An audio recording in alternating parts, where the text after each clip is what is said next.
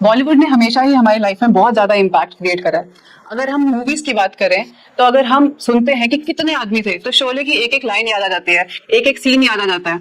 और वैसे ही अगर कोई लड़की बोलती है कि वो कौन है जिसने मुझे मुड़कर नहीं देखा, तो वो याद आ जाता है। उसी तरह उस टाइम पे एक और मूवी रिलीज हुई थी जिसका नाम है खोसला का घोंसला, जिसमें इतने ज्यादा अच्छे कैरेक्टर्स हैं जो एग्जैक्टली डिपिक्ट करते हैं middle class families of India.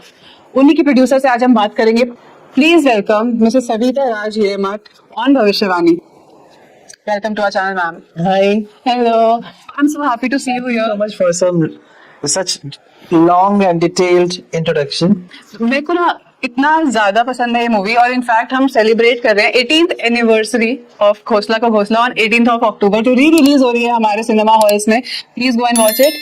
और इसके बारे में हम बहुत सारी चीजें डिस्कस करने वाले हैं। मैं आपसे सबसे पहले तो ये पूछना चाहती हूँ कि उस टाइम लाइक 18 साल पहले हमारे इंडियन सिनेमा में ना बहुत ही अलग टाइप की कॉमेडी चल रही थी, which is not which did not depict middle class. हमें जब हम मूवी देखने जाते हैं तो एक हाई क्लास सोसाइटी डिपिक्ट करते हैं, या फिर कैसे फिल्म स्टार्स की लाइफ होती है। लेकिन जब खोसला का घोंसला आई तो उसमें पहला सीन ये था कि अनुपम खेर डकार ले रहा है, तो इतना अनकंफर्टेबल कॉन्वर्सेशन को हमने ग्रास्प करा, और इतना अनकंफर्टेबल सिनेरियो को हमने ग्रास्प करा, और वो हम अपनी लाइफ से रिलेट कर पाए। ये हमारी फैमिली में भी होता है राजमा चावल खाने के बाद। तो ये मतलब कैसे आया दिमाग में कि हमें इस टाइप का ही मूवी बनानी है और ये चलेगी सिनेमा हॉल्स में? कैसे दिमाग में भी कैसे आ सकता है कि ऐसी टाइप की मूवीज उस टाइम पे तो नहीं आ रही थी at least? Yes, yes, right. But ऐसा भी नहीं है। मुझे लगता है कि उससे पहले ऋषिकेश मुखर्जी का दौर होता था, वो बहुत लाइफ के करीब जाते थे, क्लोज जाते थे उनके कैरेक्टर्स भी। Because we are from advertising background, तो हमारा मूवी बनाने का पर्पस ही अलग था, क्योंकि हम इतने ही ज्यादा ब्रांड्स को एनालाइज करते हैं, और ज्यादातर ब्रांड्स का ये होता है कि देखो cost effective and how to make profit on cost effective product has to deliver. Okay, so product brand कैसे बने? So if this is a criteria, we have been working for brands and creating brands through communication. तो हमें ये brand ही create करना था, हमारा target movie create करना नहीं था।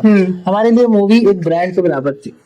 तो हमने बहुत सारी रिसर्चेज हुई, सब कुछ हुआ, और ये निकल के आया कि हमको मूवी जो भी बनानी है, हालांकि वो दौर था आइटम नंबर्स का, सब था, अभी भी है, बट हमारी जो रिसर्च निकल के आई, मिडिल क्लास फैमिली कहाँ का स्ट्रगल करती है, सबसे प्यारी चीज उसे क्या है, और क्या हम सबको प्यार है, जो कि घर जरूर होना चाहिए अपना। ओके, रिटायरमेंट से पहले एक घर जरूर होना चाहिए। ये हमारी रिसर्च में भी था, और ऐसा एक एक्सपीरियंस हमारे राइटर की फैमिली के साथ हुआ भी था, जयदीप के साथ बचपन में, कि उनका भी किसी का घर ऐसे कब्जा हो गया था। And that time he was probably young, वो कुछ कर नहीं पाए। अब उनके दिमाग में तो उस टाइम आया हुआ कि मैं भी उसको बेवकूफ बना के उसे वापस लेके आऊं, पर which was so imaginary, right? तो वो करना और वो लिखना, और उसको सक्सेसफुली स्क्रीन पे लाना वाज अ टारगेट। बट हमें पता था कि आसान नहीं होगी जर्नी हमारे लिए, क्योंकि ये अलग तरह की फिल्म थी।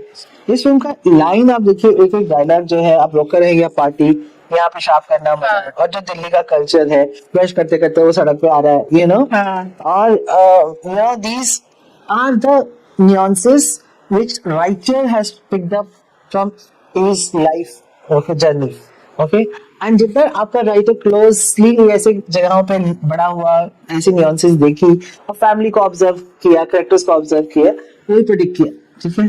तो that's how it became